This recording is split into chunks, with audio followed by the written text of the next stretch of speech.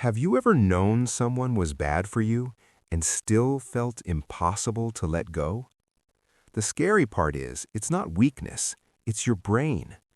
Toxic people often create the same reward cycle as addiction. The highs feel intense, the lows feel painful, and your mind starts craving the next emotional hit. By the end of this video, you'll understand why your brain mistakes chaos for connection and why letting go can feel harder than losing someone healthy. It starts with unpredictability. When someone gives you love, attention, and validation inconsistently, your brain releases dopamine in a much stronger way than stable affection. This is called intermittent reinforcement. It's the same psychological mechanism that makes gambling addictive. Because the reward is uncertain, your mind becomes obsessed with chasing the next moment of warmth. That's why toxic people can feel more emotionally powerful than genuinely caring ones. Your brain begins linking anxiety with excitement. The pain of waiting for a text, the fear of losing them, the sudden rush when they finally come back, all of it creates a chemical loop. Over time, your nervous system starts confusing emotional chaos with love. For many people, this pattern goes even deeper. If someone grew up with inconsistent affection, criticism, or emotional distance, toxic relationships can feel strangely familiar. The brain often seeks what feels familiar, even when it's harmful.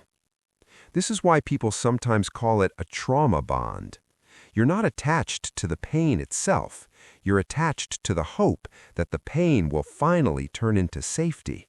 And that hope can become addictive.